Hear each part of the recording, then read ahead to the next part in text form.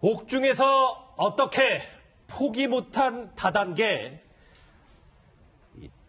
대국민 사기 다단계 왕 주인공 주수도 씨 얘기입니다. 이 얘기 궁금하신 분들이 참 많으실 텐데 먼저 성시원 앵커가 소개를 해드립니다. 네, 지난 2013년 개봉한 미스터리 영화 서클. 여기에서 이 판사로 연기한 이 배우. 왠지 낯설시죠? 조이팔과 쌍벽을 이루는 희대의 다단계 사기꾼으로 불리는 주수도입니다. 서울에서 영어 강사로 유명했던 주 씨는 1999년 JU그룹을 설립해서 다단계 판매업 시작합니다. 계열사 20여 개를 거느리는 기업으로 급속 성장하는데요. 직접 프로덕션을 설립해서 이렇게 영화에 출연할 정도였습니다. 하지만 사기 혐의로 대대적인 검찰 수사를 받게 되고 2007년 대법원에서 징역 12년을 확정받습니다. 피해액만 2조, 그중 정관계 로비 자금만 72억여 원입니다. 생각대로라면 교도소에서 조용히 복역 중이어야 하는데 주수도 때문에 다시 검찰이 시끌시끌합니다. 도대체 무슨 일이 있었던 걸까요? 단군일의 최대 사기극이라는 주수도 씨가 또 사기를 쳤습니다. 이 방송을 보시는 여러분들 가운데서 혹시 이런 비슷한 피해, 사기를 당하신 분들은 없는지 좀 꼼꼼히 살펴봐야 될 것 같습니다. 두 번째 이제 특별 게스트 김복준 교수 나오셨습니다. 예, 안녕하세요. 예. 저는 주수도 씨 이 관련 이 사기가 뿌리가 뽑힌 줄 알았었거든요. 예. 아닙니까? 이 사람은 수감된 이후에도 지속해서 그 안에서 자신의 어떤 그 신복 같은 사람들, 원래 이제 자신하고 같이 일했다는 사람들을 통해 가지고 여전히 그 다단계 회사를 운영했다고 보면 됩니다. 그런데 요번 같은 경우도 이제 아마 지난 18일 날 이모 씨라는 그 41살 된 여성분 외에 뭐 그분들의 친척 같습니다. 한 20여 명이 서울중앙지검에다가 고소를 했어요. 그 내용을 보니까 또 여전히 그 주식회사 좋은 사람들이라는 거를 주수도가 만들어가지고 하수인 한무 씨를 시켜서 네. 비서 출신입니다. 하수인을 시켰어요. 네, 그래가지고 그 주식회사 좋은 사람들이라는 걸 만들어서 여전히 같은 방법입니다. 다단계 수법으로 한 4억 5천 정도를 또 사기 행위를 한 걸로 지금 밝혀졌습니다. 예. 근데 저는 약간 좀 깜짝 놀랐던 게 지금 명백하게 교도소에서 수감 중이잖아요. 그렇습니다. 그런데 어떻게 교도소에 수감 중인 사람이 그렇게 수억 대의 사기 행각을 벌일 수 있을까? 이게 좀 상상이 안 되거든요. 그게 이제 그 네. 부분이 여기 우리 저 박 변호사님 계신데 불편할지도 모르겠어요. 사실은 변호사님들을 통해서 이게 가능하거든요. 주수도 씨 하면 가장 유명한 얘기를 들으려면 집사 변호사입니다.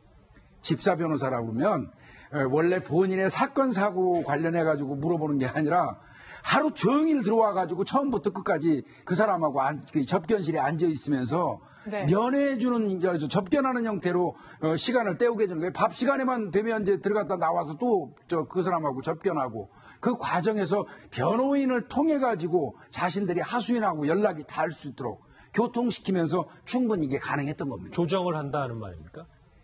이제 그 변호사를 통해서 자신의 신복인 그 비서관하고 이렇게 이제 연락을 주고받게 만들고 네. 연락책이 되는 거죠, 변호사가. 변호사가 이제 변호인의 그 피고인에 대한 접견권은 무제한입니다. 예. 시간적 제한이 없다 보니까 사실은 오전 9시에 이제 접견이 가능하면 점심 식사 전 12시까지 하고요. 식사 후에부터 5시까지 계속 접견이 가능합니다. 그러다 보니까 변호사하고 얘기를 하면서 심한 경우는 이건 뭐 우리 대한변협에서 징계도 내리고 하는데 이 메시지도 전달해가지고 뭐 전화도 하게 하고 뭐 이런 경우도 생길 수가 있습니다. 그런 걸 통해서 본인이 하고 싶은 사업, 본인은 사업을 하지만 사실은 다단계를 위장한 사기 행각이죠. 그런 것들을 쉽게 변호사를 통해서 전달하고 또 변호사가 또 측근에 전달하는 뭐 그런 방식들을 이용해서 계속 옥중에서도 아마 다단계 사기를 계속 한 것으로 지금 보입니다. 그러니까 원래 다단계라는데 네. 김복준 교수님 네. 막 이제 매달 1,000만 원을 벌 수 있다라고 하고 그렇죠. 예. 한 두 달은 당신이 90만 원을 투자하면 나중에 1,000만 원을 받 이런 수법들을 사실 그 교도소 안에서 한다고 해서 사람들이 쉽게 믿는 이것도 좀 저도 신기한 것 같아요. 그러니까 주수도가 하는 게 아니죠. 예. 주수도를 추정하던 세력들이 있죠. 그들은 이미 이 다단계 관련해 가지고는 어떻게 보면 조이파리보다 이 주수도가 선구자입니다. 다단계 사기에는. 아, 그런가요? 뭐 금액은 그 조이파리가 더 많지만 네. 사실은 그 창시자라고 볼 수 있어요. 주수도가. 그래서 주수도 밑에서 이 다단계 관련된 어떤 사기 기법을 배운 사람들이 그 주변에 있지 않습니까? 예. 그들을 이용해서 계속 연이 되고 있는 거예요. 주수도하고. 네. 그래서 그들을 이용해서 부하로 데리고 있던 사람들을 이용해가지고 똑같은 수법으로 하는데 그걸 당하는 거죠. 근데 이제 심리의 한편에는 뭐가 있냐면요. 주수도가 뭐 굉장히 많은 돈을 했기 때문에 그래도 어느 정도는 돈을 보관하고 있어갖고 내 돈 정도는 보존될 거라고 믿는 그런 경향들이 있어서 추가로 피해를 당하는 게 다단계 수가 있다는 사기를 겁니다. 당하는 사람들이요? 예. 지금 저희가 그래서 주수도 씨의 변호인 접견 그 현황을 좀 알아봤어요. 도대체 그런 변호인은 얼마나 많느냐 한번 봤거든요. 살펴보니까 지금 주수도 씨가 2143회입니다. 2014년 기준인데 근데 이해가 안 가는 게 딱 확연히 봐도 지금 이미 대법원에서 12년 선고 땅땅땅 받은 사람이잖아요. 그럼 사실 변호인이 더 만날 이유가 없을 것 같은데 어떻게 2014년에만 2143회를 글쎄요, 만났을까? 저도 이 부분이 좀 이해가 좀 안 되는 부분입니다. 이제 미결수용 재판을 받는 도중에서 이제 피고인 구치소에서 피고인하고 접견하는 거는 상당히 횟수가 제한이 없기 때문에 가능한데 네. 지금 기결이 돼가지고 교도소에 수감 중인 상황에서 글쎄요 이게 한 해 했는 건지 모르겠는데 2,000번 이상 또 3년간 5,000번 이상을 지금 했다라는 거거든요. 그러니까 이게 수로 생각해서 365일인데 이게 해봤자 3년간 1,000일 좀 지나는데 5,000번 했다는 거는 하루에도 수회에 접견을 했다라는 어떤 수학적 공식 계산이 나오고 네. 그래서 이게 사실 법무부나 교정국 상으로 약간 어려운 상황으로 보이는데 어떻게 이만큼 접견이 가능했는지 그런 부분들이 좀 확인이 돼야 되지 않을까 생각이 듭니다. 박주영 변호사, 이 정도면 주수도 씨에 관련된 이거 완벽한 특혜 아닙니까? 그렇죠. 이거는 저가 하는 이해가 안 됩니다. 사실은 교도소에서 수감이 돼 있으면 한 달에 뭐 한 번, 뭐 이렇게 몇 번 이렇게 정해져 있습니다. 그 어떤 본인이 재판받는 과정이 아니기 때문에 변호인도 매일매일 볼 수가 없습니다. 그런데 지금 보면 대충 계산해도 1년에 1,000번 정도 봤다는 거는 하루에 3번 봤다는 거거든요. 그렇게 계산을 해보면 이거는 뭐 황제 접견이라 해도 과언이 아니지 않을까 생각이 듭니다. 아니, 저는 여기서 하나 더 궁금한 것은요. 과연 그러면 변호사만 접견을 했느냐? 변호사가 아닌 가족이나 측근들 중에서 특별 접견을 한 사람은 없느냐? 이거 뭔가 법무부를 통해서 특별히 변호사처럼 특별한 공간에서 따로 만나는 접견을 특별 접견이랍니다. 그런 예는 혹시 나와 있지 않느냐?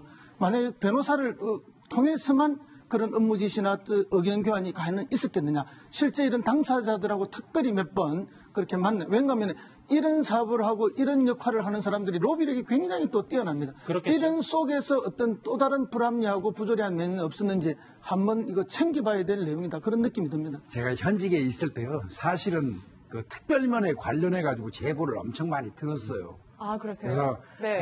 특별면회를 수사를 좀 개시를 해봤는데 사실 경찰의 입장에서 교정국 법무부 소속 하에 있는 어떤 어떻게 보면 특정한 사유 아닙니까? 폐쇄된 사유에 출입할 수도 없고 어려운 게 사실이어서 좀 한계를 느꼈던 적이 있는데 사실 일선의 밖에서는 지금 교수님 말씀하신 특별면에 관련된 게 다 일파만파 퍼져 있고 아름아름 다 알고 있는 내용이에요, 사실은.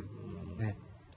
뭐 그때 수사를 안 하셨기 때문에 네. 뭐 확인 진짜인지는 뭐 확인 안 네. 됐겠지만 어떤 수준으로까지 지금 특별면회가 좀 만연해 있다고 해야 되나요? 뭐 그런가요? 특별면회 네, 많은 제보가 들어왔다고 하시니까. 네. 아마 이제 뭐 특별면회의 대가가 어떻게 됐는지 여부는 이제 우리가 형사처벌을 하려면 따져야 되겠지만 네. 뭐 그건 이제 차후로 하더라도 분명한 거는 특별면회 사유가 안 되는 사람이 일과 시간이 끝난 이후에 들어가서 별도로 들어가가지고 네. 보안과장이라든지 다른 사람 방에서 이렇게 만남을 가질 수 있게 해주는 그거는 특별면회라기보다도 뭐라 그럴까 아주 엄청난 특혜 같은 거. 특혜죠, 그렇네. 네. 사실은 특혜네. 특별면회는 왜 있냐 하면 이제 검찰이나 아니면 수사 같은 걸 하기 위해서 참고인 같은 거 된다. 그럴 때 쓸 수 있는 면회거든요. 아니면 몸이 좀 안 좋아가지고 그러니까 접견실이 아닌 다른 데서 하는 그런 건데 이 특별면회를 지금 어떻게 보면 특혜같이 지금 활용하는 거예요. 제가 표현한 특별면회 아니고 특혜 어떤 부조리라고 표현하는 게 맞는 것 같고요. 지금 주수도 씨의 어떤 그 접견 부분을 좀 교정국이나 뭐 좀 이 감찰의 대상이 좀 돼야 될 부분이 아닌가. 과거 좀 사회적 영향력이 있다고 판단, 뭐 일명 범털이라는 범털이라는 사람들이 사람, 예. 범털이죠. 예. 이렇게 해서 좀 눈 감아주는 식으로 해서 이게 좀 문제가 많이 됐죠. 그래서 이제 지금 현재는 좀 많이 줄었다고 하는데 그럼에도 불구하고 2014년까지 2,000회에 가까운 어떤 그런 접견이 가능했다면 그게 실제든 특별히든 이거는 뭐 감찰 내지 어떤 조사 대상이라고 저는 된다고 저는 박 생각합니다. 변호사님, 잠시만요. 저희 현장을 좀 다녀와야 될 것 같은데요. 충북 오송에는 식약처를 좀 가봐야 될 것 같습니다. 2시부터 시간은 조금 지났는데 2시부터 식약처가 살충제 계란 유통과 폐기 실태에 대해서 발표할 예정입니다. 그러니까 정부 당국이 그러니까 인체 유해성 여부와 부적합 판정 달걀을 수거했고 얼마나 폐기했는지 현황을 좀 발표할 예정인데 조금 시간이 길어지는 것 같습니다. 오늘 발표할 내용 중에 가장 중요한 부분이 예. 인체에 얼만큼 유해한가를 밝히기로 했어요. 그러니까 예를 들어서 지금 언론사에서는 65kg의 성인 남자가 하루에 7개씩 뭐 몇만 개다 이런 식의 어떤 추정 보도, 전문가들의 그 멘트를 빌려서 추정 보도는 있었지만 그러나 식약처가 공식적으로 이 살충제 계란, 피프로닐이라든지 이런 그 살충제 계란이 얼만큼 유해하다라고 공식적으로 밝히지를 못했거든요. 사실은 어저께 사실 밝힌다고 해서 굉장히 이제 이 눈길을 모았는데 하루가 또 연기됐어요. 그래서 연기된 이유도 사실 궁금하고 그렇기 때문에 어쨌든 오늘 결과 발표가 굉장히 주목되는 그런 순간입니다. 지금 그러니까 언론과 지금 의사협회 차원에서 피프로닐이라든가 살충제 계란이 얼마나 위험한지 의견은 나왔지만 정부 차원에서 처음으로 이게 얼마나 유해한지를 밝히는 첫 자리이기 때문에 좀 더 명확하고 좀 명쾌한 설명이 있어야 국민들이 좀 안심을 할 것 같거든요. 예, 지금 뭐 식약처의 담당 차장과 농식품부의 이제 차관이 이제 각각 이어서 이 합동 브리핑을 할 예정인데요. 아직까지 언론은 적합 판정을 받은 계란임에도 못 믿겠다, 난 안 먹겠다라는 분위기가 있어서 정부가 초동 대처가 조금 미흡한 거 아니냐라는 비판도 있었는데 시간은 조금 길어지는 것 같아요. 저것도 바뀌어야 돼요. 지금 계란과 관련한 어떤 발표를 하는데 농림수산식품부와 식약처가 공동으로 해야 되는 상황. 그러니까 유통은 식약처가 맡고 생산 농가는 농수산식품부가 맡고 있거든요. 그렇게 이완화됐기 때문에 이번 조사도 사실은 둘이 달라요. 농수산식품부는 전수조사를 했고 식약처는 표본조사를 했거든요. 조사의 어떤 방법도 서로 다르고 하기 때문에 또 이 어떤 기준이라든지 이런 것도 사실 손발이 맞지 않았었어요. 그러니까 지금 현재까지는 저렇게 하더라도 이 문제만큼은 사실 이번에 일어나야 된다. 좀 근본적으로 개선을 해야 된다는 말씀이군요. 그렇죠.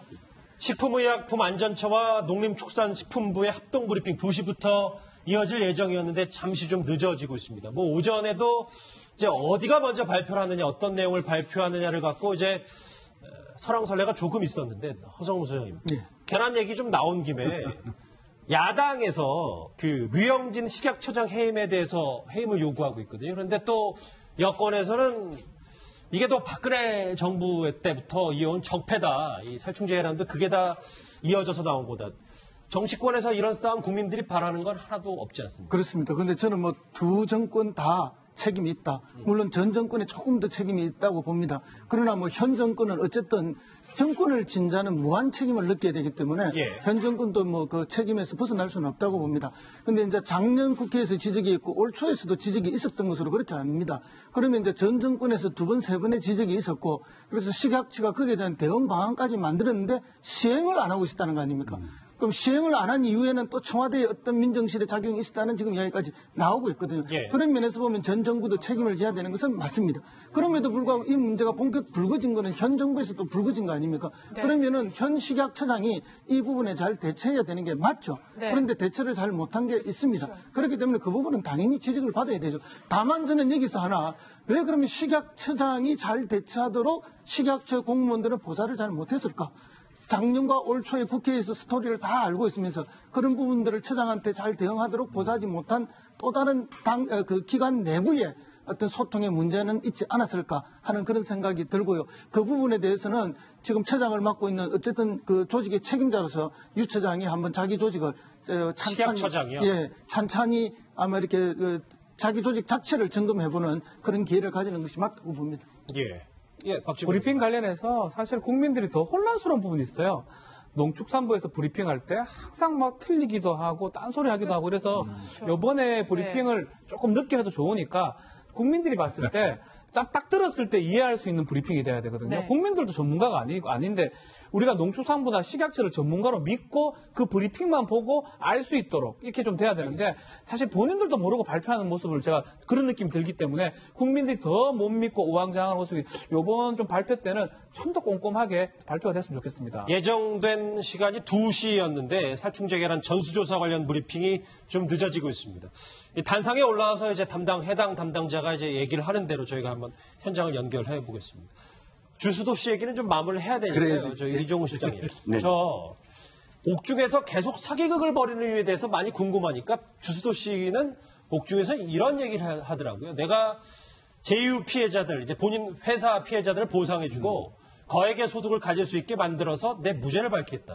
저 얘기 어떻게 들으십니까? 가장 기가 막힌 어떤 변명이죠. 그러니까 제휴 피해자를 보상해주겠다. 그러면 사실은 자기가 숨겨둔 재산을 밝히는 게 더 빠를 겁니다. 지금 수만 명의 그런 피해자들이 재산을 추적하고 있는데 재산이 나타나지 않고 있거든요. 저 마음이 있다면 나의 재산을 다 헌납을 해서 피해자들한테 지금 당장 내놓는 게 사실 그게 진정성 있는 게 아닐까요, 교수님?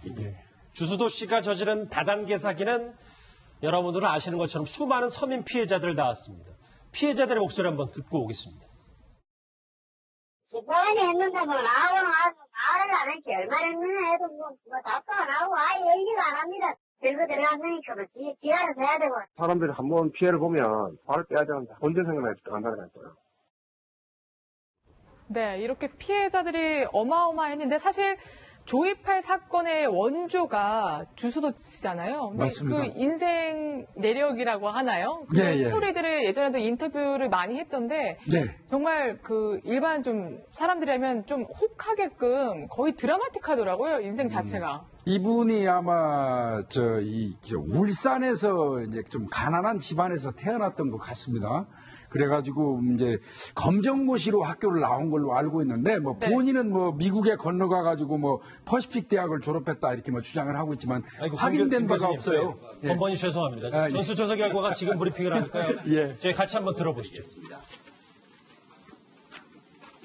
정부는 이번 국내산 계란 살충제 검출과 관련하여 산란계 농장 전수조사 결과 및 후속 조치와 부적합 농장에서 생산된 계란에 대한 추적조사 및 위해평가 결과를 발표하고 향후 소비자들이 안심하고 계란을 섭취할 수 있도록 계란 안전관리 방안을 마련하여 추진할 계획입니다. 먼저 산란계 농장 전수검사 결과 및 후속 조치에 대해서 말씀드리겠습니다. 전수검사 결과 전국 1239개 산란계 농장 전수검사 및 추가 보안검사 결과 총 52개 농장이 부적합으로 판정되었습니다. 당초 전수검사에서는 49개 농장이 부적합으로 나왔으며 추가 보안검사에서 3개 농장, 전북 1개 농장, 충남 2개 농장입니다. 3개 농장이 플루페녹스론 검출로 부적합으로 추가 판정되었습니다. 근본 부적합 52개 농장에서 검출된 살충제 성분은 총 5개로 피프로닐, 비펜트린, 플루페녹스론, 에톡사졸, 피리다벤입니다. 부적합 52개 농장에서 살충제 성분 검출 확인 즉시 출하 중지 조치를 하고 해당 물량에 대한 회수 폐기를 추진하고 있습니다. 또한 농식품부, 농관원, 지자체, 관계기관 합동으로 8월 18일부터 특별점검반을 구성하여 부적합 농가의 오염된 계란 폐기 상황 등을 지속적으로 현장 점검하고 있습니다. 한편 식약처는 추적조사 결과 등을 말씀드리겠습니다. 부적합 계란으로 인한 소비자 피해를 최소화하기 위해 8월 15일부터 20일까지 현장 조사 인력 총 502명을 투입하여 유통단계 추적조사를 실시하였습니다. 49개 부적합 농가 계란의 유통 단계에 따라 163개 수집 판매 업체, 840개 마트, 도소매 등 1,600여 개소를 조사하여 압류 폐기토록 조치하였습니다. 특히 3개 제조업체는 빵 및 훈제 계란 등을 제조하여 주로 뷔페 식당 또는 마트 소매점 등을 통해 판매된 것이 확인되어 소진되고 남은 제품을 폐기 조치하였습니다.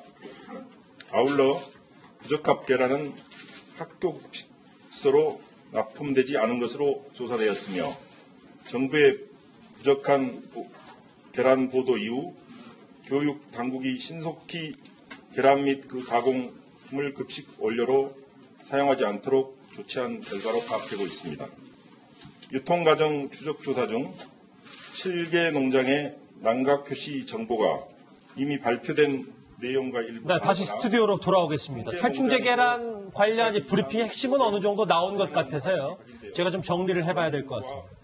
가장 걱정하는 건 학교 급식에 납품된 사례는 없다고 하고요. 추가 브리핑 내용이 나오겠지만 살충제 계란이 한국인의 극단 섭취량으로도 건강 문제는 없다. 너무 걱정은 안 해도 된다. 총 52개 농장이 부적합으로 판정을 받았고 451만 개를 압류했고 243만 개를 폐기했다. 이런 내용이 있습니다. 일단 정부가 추가 조치로 국민들을 좀 안심시켜야 되는데 아직까지는 좀 이 살충제 계란 파동은 쉽게 가라앉지는 않을 것 같습니다. 예, 정리를 좀 주수도 씨 얘기를 좀 더 해볼까요? 네. 아까 제가 주수도라는 사람 얘기하다 말았죠. 네, 맞습니다. 이 사람은 그래서 유학 갔다 온 사실은 없는 걸로 밝혀졌는데 네. 검정고시 출신임에도 70년대 학원가에서 유명한 영어 강사를 했었어요. 저도 이분 기억합니다.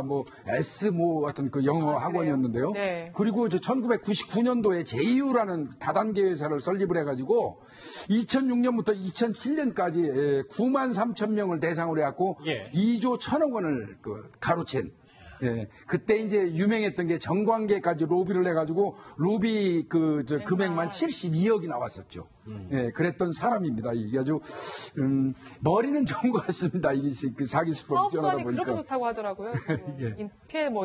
패자 인터뷰나 주변인데 인터뷰를 들어보면 이게 지금 현장을 저희가 왔다 갔다 하면서 약간 주수도 씨에 대한 관련 정신을 바짝 차리고 마무리는 져야 되니까 만약에 박정희 변호사님 이번 혐의로 만약 내 안에서 조정을 해서 본인 또 다단계를 옥중에서 사는 거잖아요, 사기를. 옥살이가 더 길어질 수도 있는 거죠. 지금 12년을 받았는데요. 지금 살고 있잖아요. 살고 있는데 아마 사기죄고 금액 자체가 지금 4억인데 5억이 넘어간다 그러면 특정 경제범죄 가중처벌로 될 수도 있고요.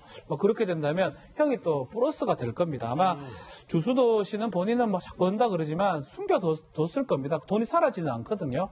어딘가 숨겨둔 것처럼 사실은 서울시에서 감춰둔 70억을 찾은 적이 있어요. 그래서 100억 체납된 거를 압류를 했는데 아마 자신의 명의가 아닌 타인 명의 내지 또 심지어는 묻어두는 경우도 있어요. 아예 그냥 밭에다가 묻어두어서 그 돈들을 숨겨뒀지 않을까. 이 부분도 좀 찾아야 되는데 그래서 피해자들한테 좀 구제가 돼야 되는데 아직은 좀 어려운 그런 상황이 아닌가 생각이 듭니다. 주수도 씨가 개입됐다는 거는 딱 간단해요. 주수도 씨하고 같이 수감 생활했던 유모라는 사람이 출소를 했는데 그 사람이 출소하자마자 하등에 관련도 없는 그 주식회사 회사 좋은 사람들 좋은 가서 임원이 돼버렸어요.